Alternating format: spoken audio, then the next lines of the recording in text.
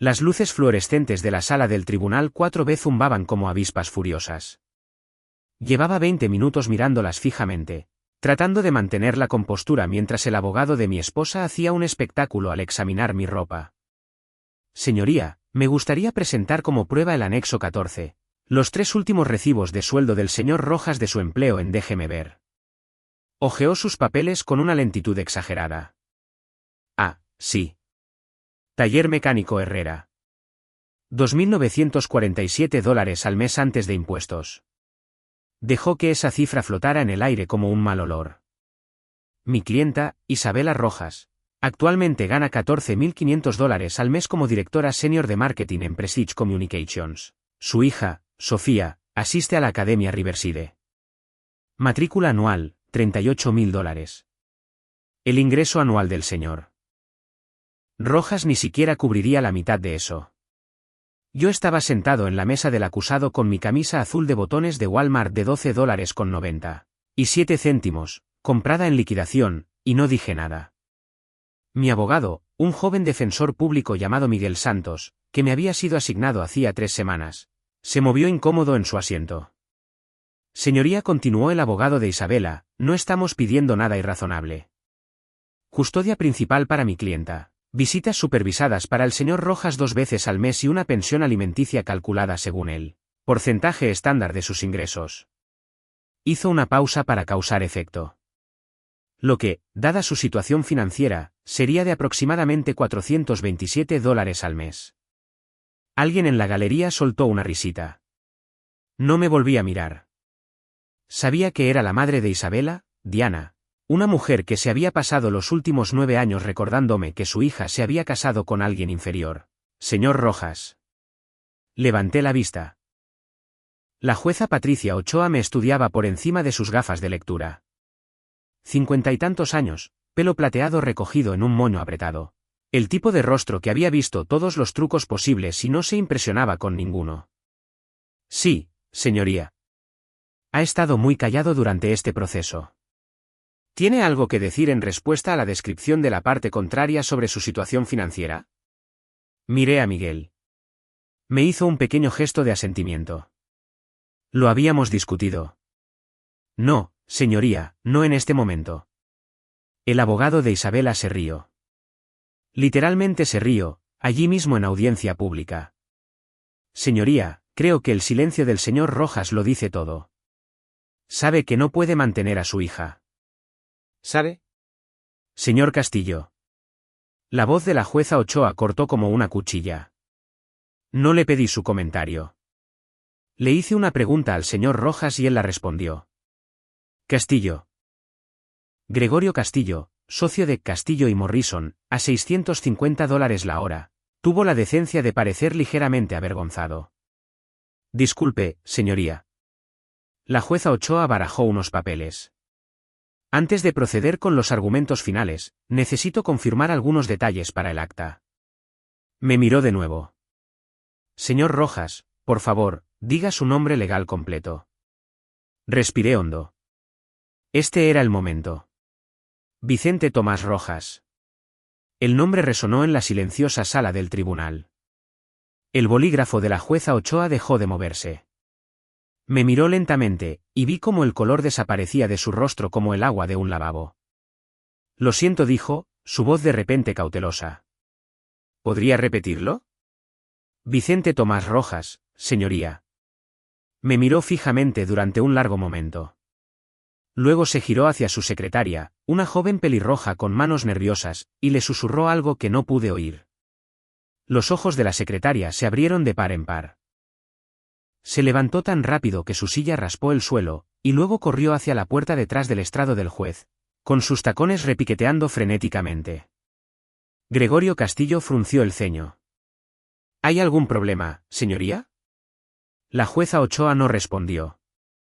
Seguía mirándome, pero su expresión se había transformado por completo. La fría autoridad había desaparecido. En su lugar había algo que no había visto dirigido hacia mí en mucho tiempo. ¿Miedo? Isabela se inclinó hacia su abogado, susurrando con urgencia. Capté fragmentos. ¿Qué está pasando? ¿Por qué reaccionó así? La puerta lateral se abrió. 2 hombres entraron en la sala. Llevaban trajes oscuros y se movían con la eficiencia practicada de quienes hacen esto todos los días. Alguaciles federales. Reconocí las insignias en sus cinturones. Se dirigieron directamente a la mesa del demandante, hacia Isabela. Isabela María Rojas, dijo el primer alguacil. Mi esposa, futura exesposa, los miró confundida. Sí, ¿qué es esto?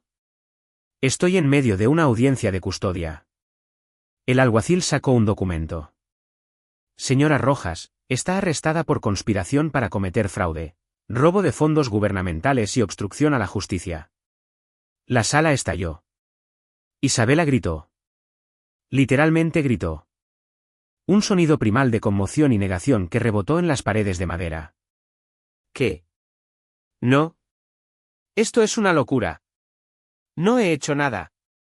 Gregorio Castillo estaba de pie. Esto es un ultraje. Señoría, mi clienta está en medio de un proceso legal. Sea lo que sea esto, puede esperar. No puede esperar, abogado. El segundo alguacil ya se movía detrás de Isabela, las esposas reflejando la luz fluorescente. Esta orden fue firmada por un juez federal hace 2 horas. Su clienta tiene derecho a permanecer en silencio. Cualquier cosa que diga puede y será usada en su contra en un tribunal. Vicente. Los ojos de Isabela encontraron los míos en medio del caos. El rímel ya corría por sus mejillas. Su maquillaje cuidadosamente aplicado se disolvía bajo el peso de su pánico. Vicente, ¿qué hiciste? ¿Qué hiciste? No respondí. Solo me quedé sentado en mi camisa de Walmart de $12.97 y observé cómo la mujer que se había pasado los últimos 18 meses diciéndome que yo no valía nada era sacada a rastras de un tribunal. Esposada. Mi nombre es Vicente Rojas. La mayoría de la gente me llama Vicente. Hace 3 años, yo era investigador senior de la Red de Control de Delitos Financieros del Departamento del Tesoro, FinCEN. Tenía una autorización de seguridad, un salario de 6 cifras y acceso a información que podía derribar corporaciones y encarcelar a ejecutivos. Luego lo dejé todo, me alejé de todo y me convertí en mecánico en un pequeño taller en un suburbio de Virginia. No porque tuviera que hacerlo. Porque estaba cazando algo. A alguien. Y hoy, después de 1127 días de hacerme el tonto, de dejar que mi esposa y su familia creyeran que yo no era nada, de soportar cada insulto y humillación que me lanzaron. Hoy, la trampa finalmente se cerró. Permítanme llevarlos a donde esto realmente comenzó. Septiembre de 2021. Estaba en la cima de mi carrera. 15 años en FinCEN, ascendido a investigador senior en la división de delitos financieros complejos. Mi trabajo era rastrear dinero, seguir los hilos del fraude, la malversación y la corrupción a través de empresas fantasma y cuentas en el extranjero. Era bueno en ello, mejor que bueno. Había ayudado a construir casos que pusieron tras las rejas a 3 gestores de fondos de cobertura, un senador estatal y al director financiero de una empresa Fortune 500. Isabela y yo llevábamos 6 años casados en ese momento. Nos conocimos en un evento de caridad en DC. Ella trabajaba en relaciones públicas para una organización sin fines de lucro. Yo estaba allí representando al Tesoro en alguna función interinstitucional. Era hermosa, segura de sí misma. El tipo de mujer que hacía que cualquier habitación pareciera más pequeña solo con entrar. Sofía llegó 2 años después de la boda. El día que nació, la sostuve en mis brazos y lloré. Este pequeño ser humano perfecto, mitad yo y mitad la mujer que amaba. Juré que la protegería para siempre. Durante 4 años, pensé que éramos felices. Estaba equivocado. La primera señal debería haber sido el cambio de trabajo. Isabela dejó su puesto en la organización sin fines de lucro por Prestige Communications, una firma de marketing boutique que le pagaba casi el triple de su salario anterior. El CEO, un hombre llamado Ricardo Montero, la había reclutado personalmente. Es una oportunidad increíble, me dijo durante la cena. Ricardo cree que tengo potencial ejecutivo. Quiere ser mi mentor. Yo estaba feliz por ella, incluso orgulloso. Mi esposa, la estrella en ascenso. Al principio no noté las noches tardías. Mis propias horas eran impredecibles. Los delitos financieros no siguen un horario de 9 a 5. Cuando Isabela empezó a llegar a casa a las 10, 11, a veces a medianoche, supuse que solo estaba trabajando duro. Tampoco noté la ropa nueva. No realmente. Siempre le habían gustado las cosas bonitas y ahora podía permitírselas. Los bolsos de diseñador, los zapatos caros. Supuse que se estaba dando un capricho. Lo que sí noté fue la distancia. Dejamos de hablar de nuestros días, dejamos de cenar juntos, dejamos de hacer todo lo que nos había hecho sentir como compañeros. Sofía se convirtió en el único hilo que nos conectaba. Orbitábamos a su alrededor como dos planetas que habían olvidado que se suponía que debían compartir el mismo sol. «Estás imaginando cosas», dijo Isabela cuando intenté sacar el tema. «Solo estoy estresada. El trabajo es exigente. Apenas nos vemos. Entonces tal vez deberías trabajar menos horas en lugar de culparme a mí por trabajar más». Las peleas comenzaron después de eso. Pequeñas al principio, luego más grandes. Cada conversación se convirtió en un campo de batalla. Cada pregunta que hacía era controladora. Cada preocupación que planteaba era paranoica. En octubre de 2021, llegué a casa temprano de una conferencia en Nueva York. Mi vuelo se había cancelado por el mal tiempo y había conseguido uno más temprano. Encontré a Isabela en nuestro dormitorio con Ricardo Montero. El cliché casi me hizo reír. El marido que llega a casa inesperadamente. La esposa buscando su ropa a toda prisa. El otro hombre, elegante, de pelo plateado, apestando a colonia cara, tratando de mantener su dignidad mientras se abotonaba la camisa. Vicente, esto no es. No es lo que piensas. Es exactamente lo que pienso, Isabela. Ricardo Montero dio un paso adelante, con las manos levantadas como si estuviera calmando a un animal salvaje. Vicente, tomemos todos un respiro. Estas cosas pasan. Los adultos pueden discutir esto racionalmente. Lo miré de verdad.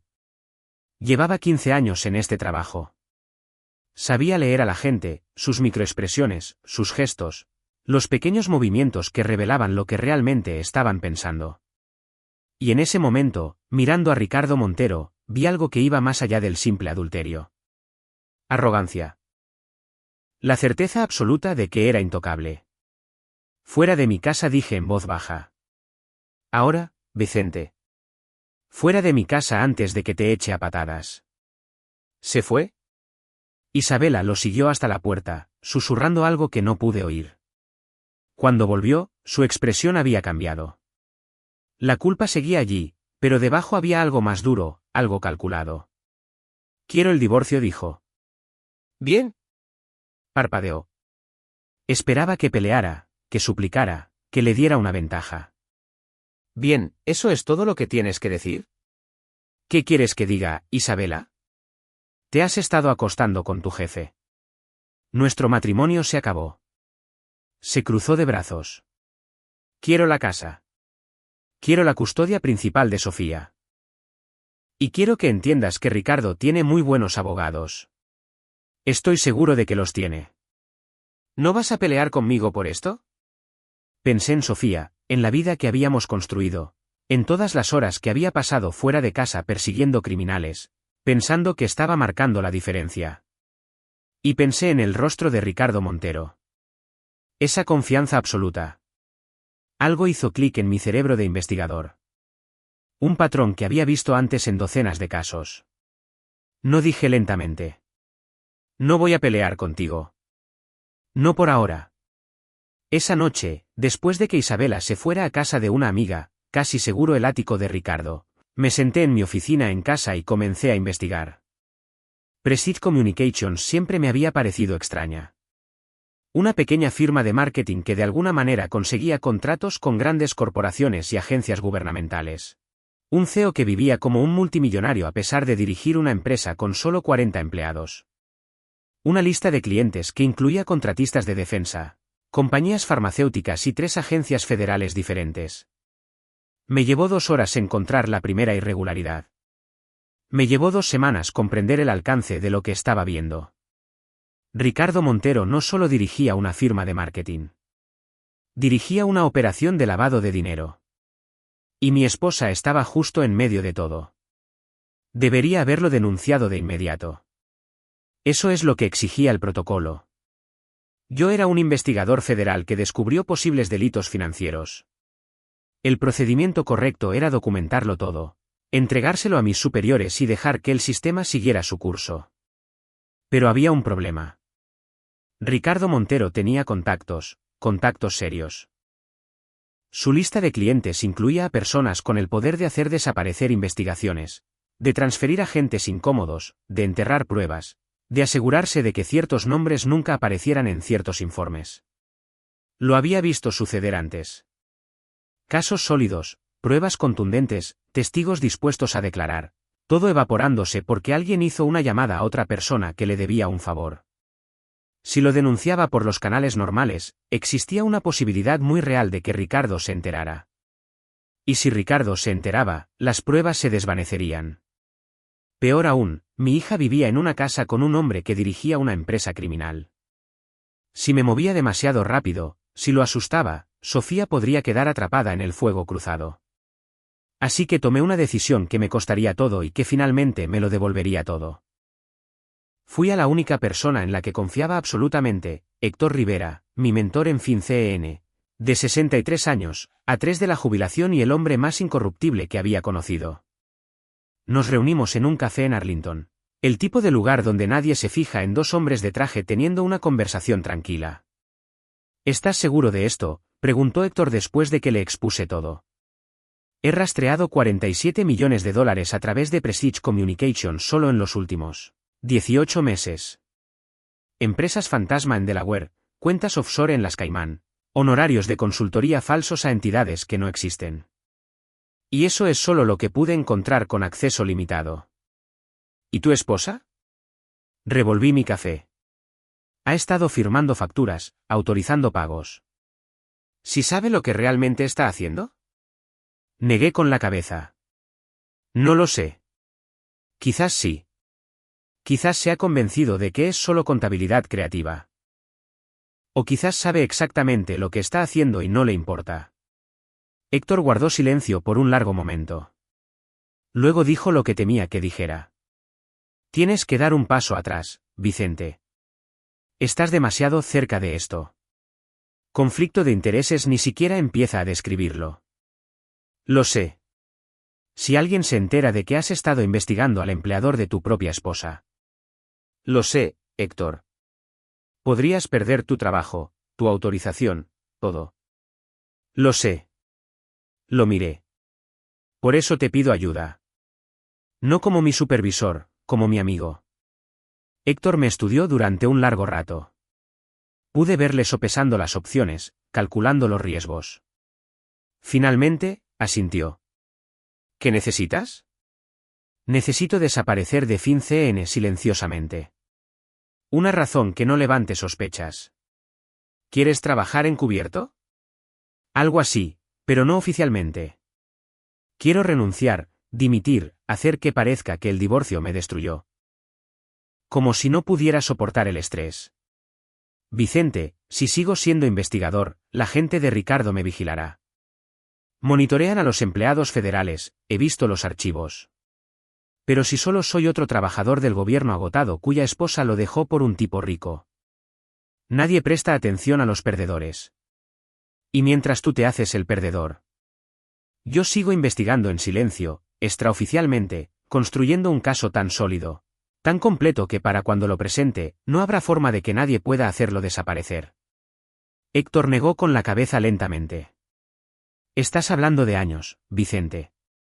Años de fingir ser algo que no eres. Años de ver a tu esposa e hija vivir con el hombre que intentas destruir. Sé de lo que estoy hablando. ¿Y si Isabela obtiene la custodia total? ¿Si pierdes el acceso a Sofía por completo? Mi mandíbula se tensó. Entonces pierdo el acceso temporalmente. Pero cuando esto termine, cuando Ricardo Montero esté en la cárcel e Isabela enfrente cargos, la recuperaré para siempre. ¿Estás apostando todo en esto? No dije. Estoy apostando todo en la verdad. La verdad siempre sale a la luz, Héctor. Tú me enseñaste eso. A veces solo necesita un poco de ayuda. 2 semanas después, presenté mi renuncia a FinCEN, citando razones personales, relacionadas con mi divorcio en curso. 3 meses después, trabajaba en el taller mecánico Herrera, ganando $17 la hora, viviendo en un apartamento de una habitación que olía a moho. La investigación había comenzado. Pasé los siguientes 2 años y medio construyendo mi caso en la sombra. De día, arreglaba coches, pastillas de freno, cambios de aceite, reparaciones de transmisión. Mis compañeros de trabajo pensaban que yo era solo otro tipo de mediana edad que había tocado fondo después de que su matrimonio se desmoronara. Me daban palmaditas en el hombro después del trabajo, me invitaban a cervezas, me decían que todo mejoraría. De noche, me convertía en otra persona. Monté un espacio de trabajo seguro en mi apartamento. Discos encriptados, conexiones VPN, teléfonos desechables, todo compartimentado, nada rastreable. Héctor me pasaba información cuando podía, pero principalmente trabajaba solo, siguiendo el dinero hilo por hilo. La operación de Ricardo Montero era más grande de lo que había imaginado inicialmente. Prestige Communications era solo la punta del iceberg. Debajo había una red de empresas fantasma que abarcaba 12 países, moviendo dinero para clientes que no podían permitirse que sus nombres se asociaran a ciertas transacciones. Cárteles de la droga en México, traficantes de armas en Europa del Este, políticos corruptos en 3 continentes. Y en el centro de todo, moviendo los hilos, estaba Ricardo Montero, un hombre que había convencido al mundo de que solo era un exitoso ejecutivo de marketing con gusto por el vino caro. El papel de Isabela se hizo más claro a medida que profundizaba. No era solo una participante involuntaria. Gestionaba activamente los flujos de dinero, creando facturas falsas, coordinando con bancos en el extranjero. Si había comenzado como una ingenua o lo había sabido desde el principio, no podría decirlo. Pero para cuando tuve suficientes pruebas, estaba demasiado metida como para alegar ignorancia. La parte más difícil no fue la investigación. La parte más difícil fue Sofía. El acuerdo de custodia me daba los fines de semana, 2 días cada 2 semanas. Isabela luchó incluso contra eso, argumentando que mi estilo de vida inestable me convertía en una influencia inadecuada. Trabaja en un taller de coches, la oí decirle al mediador. Vive en un estudio. ¿Qué clase de ejemplo es ese para nuestra hija? No me defendí. No podía permitirme parecer que tenía recursos, que tenía algo que valiera la pena proteger. Así que acepté lo que pude conseguir e hice que cada minuto contara. Sofía estaba confundida al principio. No entendía por qué papá había dejado su trabajo importante, por qué vivía en un apartamento pequeño ahora, por qué no podía comprarle las cosas que mamá y Ricardo podían. Ahora eres pobre, papi, me preguntó una vez durante uno de nuestros fines de semana. Tengo todo lo que necesito, le dije. Te tengo a ti. Ricardo dice que te rendiste. Dice que no pudiste con la presión. Me costó todo lo que tenía no reaccionar. La gente dice muchas cosas, cariño. Lo que importa es lo que es verdad. ¿Y qué es verdad? La abracé. Que te quiero más que a nada en el mundo. Y que un día entenderás por qué papi tomó las decisiones que tomó. Ella no lo entendió, no entonces. Pero lo haría. A principios de 2024, tenía todo lo que necesitaba. 12 empresas fantasma documentadas. $27 millones en transacciones ilegales rastreables. Registros bancarios, correos electrónicos, conversaciones grabadas. Una red de pruebas tan completa que ni siquiera los caros abogados de Ricardo Montero podrían encontrar una salida. Pero tenía un problema, el momento. Si llevaba esto a las autoridades ahora, Isabela sería arrestada de inmediato. Lo que significaba que Sofía sería puesta en custodia temporal, ya fuera con los padres de Isabela, que me despreciaban, o en un hogar de acogida. No podía permitir que eso sucediera. Necesitaba controlar el momento del impacto. Entonces Isabela me dio la oportunidad perfecta. El divorcio se había finalizado un año antes, pero nunca había dejado de intentar exprimirme. Modificaciones de la pensión alimenticia, ajustes de custodia, un acoso legal interminable diseñado para recordarme mi lugar. En febrero de 2024, presentó una moción para reducir mis derechos de visita a una vez al mes, solo supervisadas, citando mi incapacidad para mantener un nivel de vida apropiado. ¿Su verdadera razón? Ricardo se estaba impacientando. Quería adoptar a Sofía, y mi presencia era un inconveniente. Tenemos que responder a esto, me dijo Miguel Santos cuando llegó la moción. Acababa de salir de la Facultad de Derecho, asignado a mi caso porque calificaba para asistencia legal. Buen chico. ¿Serio? Completamente fuera de su elemento. No respondas, dije. ¿Qué? Vicente, si no respondemos, ella gana por defecto. Podrías perder a tu hija por completo. Deja que piense que está ganando. Deja que solicite una audiencia de custodia completa.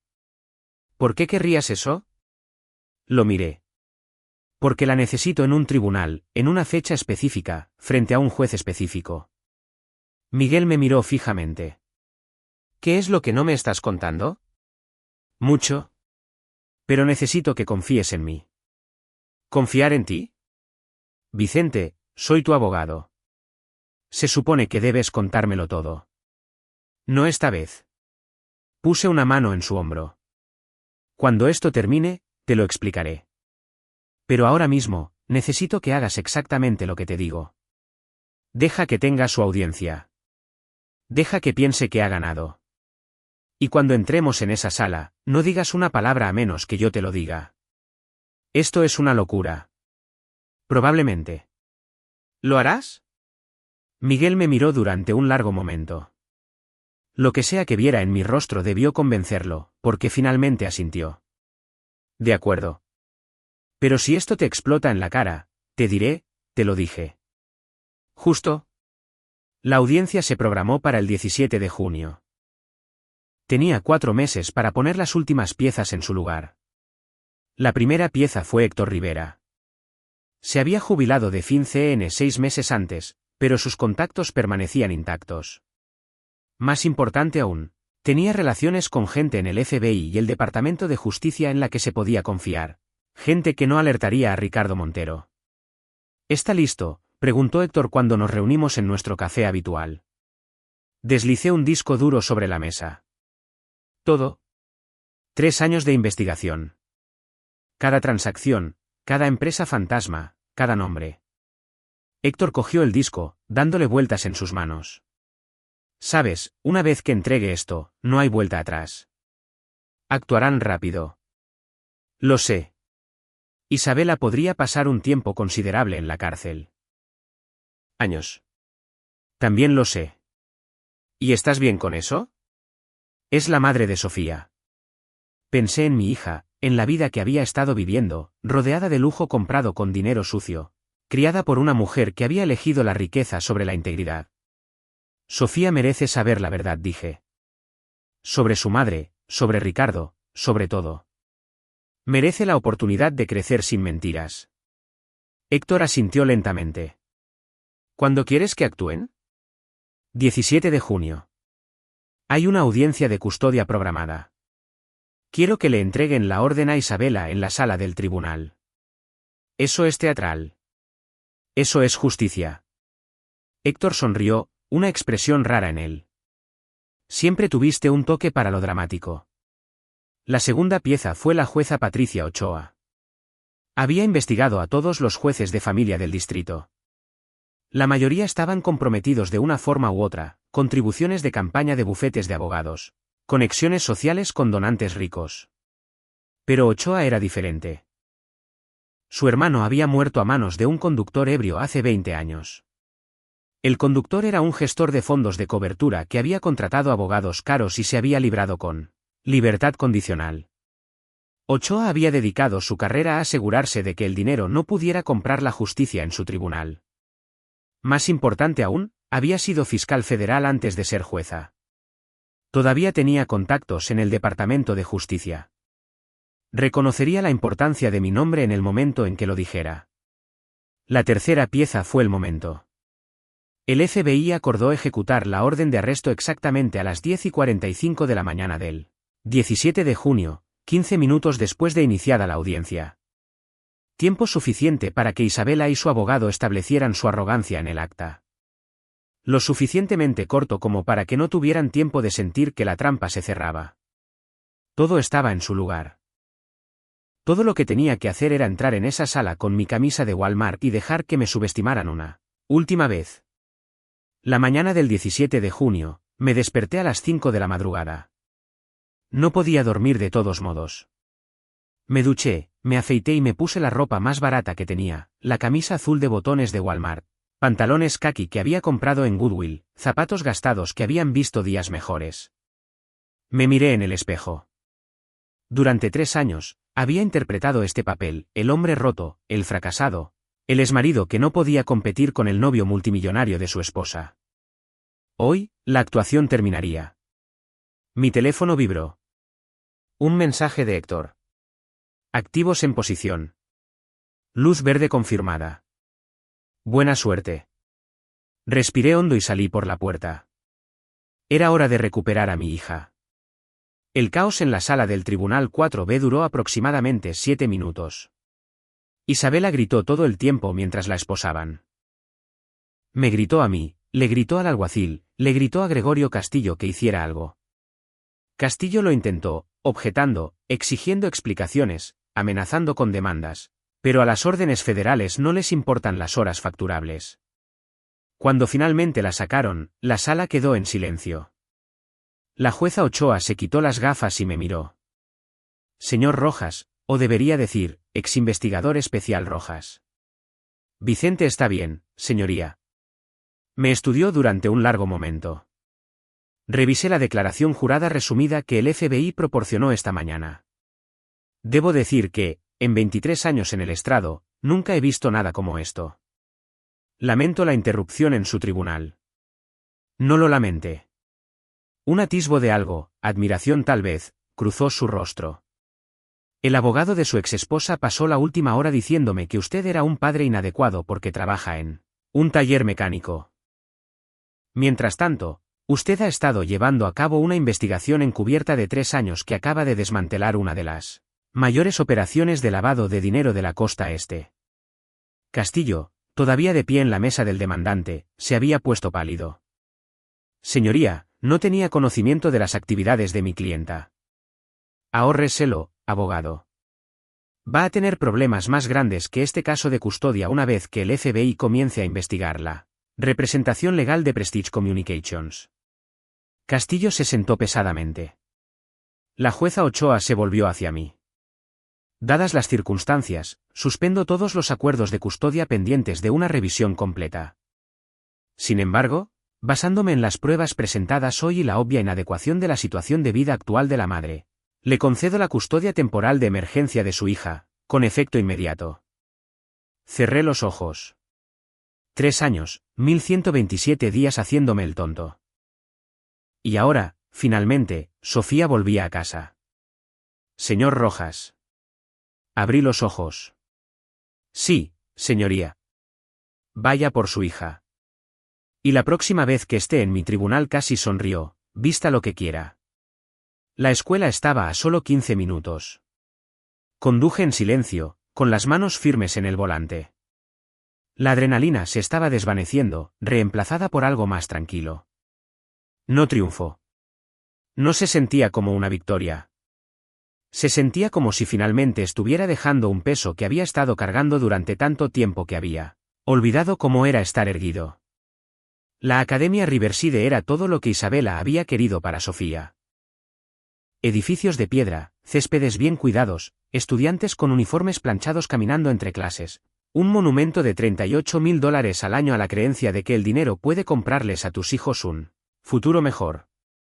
Aparqué en el estacionamiento de visitantes, mi Honda Civic de 12 años luciendo claramente fuera de lugar entre los BMW y los Range Rover, y caminé hacia la oficina administrativa. Estoy aquí para recoger a Sofía Rojas, le dije a la recepcionista. Tengo una orden judicial para la custodia de emergencia. 20 minutos después, tras llamadas al tribunal y la verificación de los documentos, Sofía apareció en la puerta de la sala de espera. Parecía confundida, asustada. Llevaba su uniforme escolar, falda a cuadros, blusa blanca, El escudo de la Academia Riverside bordado en su chaqueta. Papá, ¿qué está pasando? Me sacaron de clase. Me levanté. Hola, cariño. ¿Dónde está mamá? Se suponía que ella me recogería hoy. Me acerqué a ella y me arrodillé para estar a su nivel. Tenía 11 años, casi 12. Ya no era una niña pequeña, pero tampoco una adolescente, lo suficientemente mayor como para sentir que algo andaba muy mal. Sofía, necesito decirte algo, y necesito que seas valiente. Sus ojos se abrieron. ¿Mamá está bien? ¿Está herida? No está herida, pero... está en problemas. Problemas legales. Hizo algunas cosas que estaban mal, y ahora tiene que responder por ellas. ¿Qué tipo de cosas? Tomé sus manos entre las mías. ¿Recuerdas cuando me preguntaste por qué dejé de trabajar en mi antiguo trabajo? ¿Por qué empecé a arreglar coches? Asintió lentamente. Lo dejé porque descubrí que algunas personas cercanas a nosotros, estaban haciendo cosas malas, hiriendo a gente, violando la ley. Hice una pausa. Tu mamá los estaba ayudando, Sofía.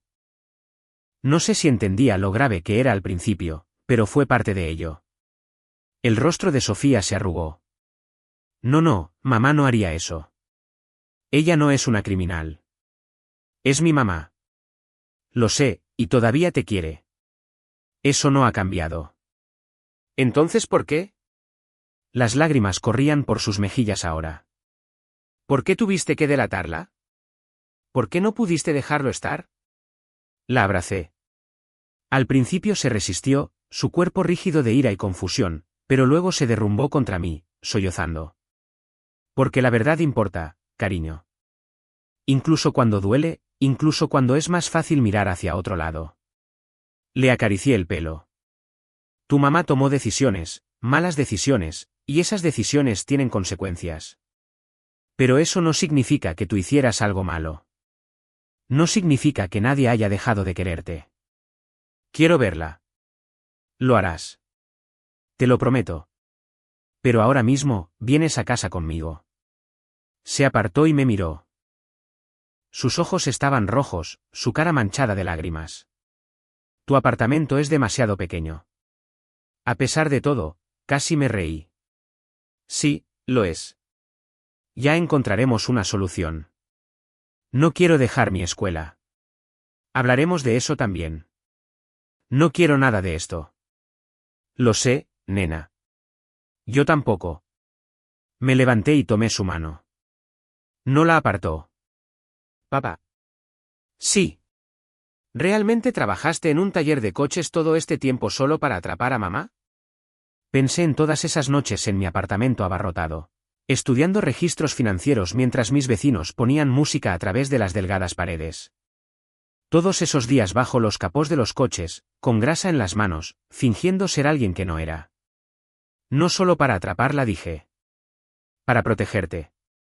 Para asegurarme de que cuando la verdad saliera a la luz, tuvieras un lugar seguro donde aterrizar. Sofía guardó silencio por un momento. Eso es increíble, dijo finalmente. Me reí, una risa de verdad. La primera en más tiempo del que podía recordar. No digas increíble. Tú acabas de decirlo. Soy un adulto. Apretó mi mano. Como sea, papá. Salimos juntos de la Academia Riverside, pasando los edificios de piedra y los céspedes cuidados, pasando los BMW y los Range Rover. Mi Honda Civic esperaba en el estacionamiento de visitantes, luciendo tan fuera de lugar como cuando llegué. Sofía lo miró, luego a mí. Definitivamente vamos a conseguir un coche mejor, ¿verdad? Eventualmente. Promételo. Le abrí la puerta del pasajero. Lo prometo. Se subió y yo rodeé el coche hasta el lado del conductor. Mientras arrancaba el motor, eché un vistazo al letrero de la Academia Riverside en mi espejo retrovisor. Pensé en Isabela, sentada en un centro de detención federal, esperando ser procesada. Pensé en Ricardo Montero, cuyo arresto había ocurrido simultáneamente en su oficina del centro. Pensé en Gregorio Castillo, que probablemente ya estaba al teléfono con su propio abogado. Y pensé en los últimos 3 años, en cada sacrificio, cada humillación, cada momento de duda. Todo había conducido hasta aquí. A este momento. A mi hija en el asiento del pasajero. A la verdad finalmente al descubierto. Al comienzo de algo nuevo. Papá. Sí. ¿Podemos ir a McDonald's? Me muero de hambre. Sonreí. Sí, cariño. Podemos ir a McDonald's. Los juicios duraron 18 meses. Ricardo Montero fue primero. Las pruebas eran abrumadoras, 127 millones de dólares en transacciones ilegales documentadas, testimonios de testigos cooperantes, un rastro de papel que ni siquiera su equipo de abogados defensores pudo explicar. Fue condenado por 34 cargos de lavado de dinero, fraude electrónico y conspiración. El juez lo sentenció a 23 años en una prisión federal. Yo estaba en la galería cuando se leyó el veredicto. Ricardo me miró mientras se lo llevaban esposado. No quedaba arrogancia en su rostro, solo la expresión vacía de un hombre que finalmente se había quedado sin jugadas. No dije nada. No era necesario. El juicio de Isabela fue más difícil de ver. Los fiscales le ofrecieron un trato, testificar contra Ricardo y declararse culpable de cargos reducidos. Al principio se negó, convencida de que los abogados de Ricardo los sacarían a ambos, que sus contactos los salvarían. No lo hicieron. Cuando finalmente aceptó el acuerdo de culpabilidad, ya era tarde para los mejores términos. Fue condenada por conspiración para cometer fraude, robo de fondos gubernamentales y obstrucción a la justicia. El juez le dio 7 años. Sofía lloró cuando se lo conté. No las lágrimas de ira de ese primer día en la Academia Riverside, sino algo más tranquilo, más triste. Las lágrimas de una niña que finalmente entendía que su madre no era quien pretendía ser. ¿Puedo visitarla? Por supuesto. Tan a menudo como quieras. ¿Me odiará por vivir contigo? La abracé. Tu madre te quiere, Sofía. Cualesquiera que fueran los errores que cometió, eso nunca fue una mentira. Y sabe que nada de esto fue culpa tuya. Nada de esto lo fue. Parece que sí. Lo sé. Pero los sentimientos no siempre son verdad. Visitaba a Isabela una vez al mes. La llevaba en coche a la instalación, esperaba en el estacionamiento y la llevaba de vuelta a casa. Nunca le pregunté de qué hablaban. Eso era entre ellas. Lenta y dolorosamente, reconstruimos nuestras vidas. Dejé el taller mecánico Herrera.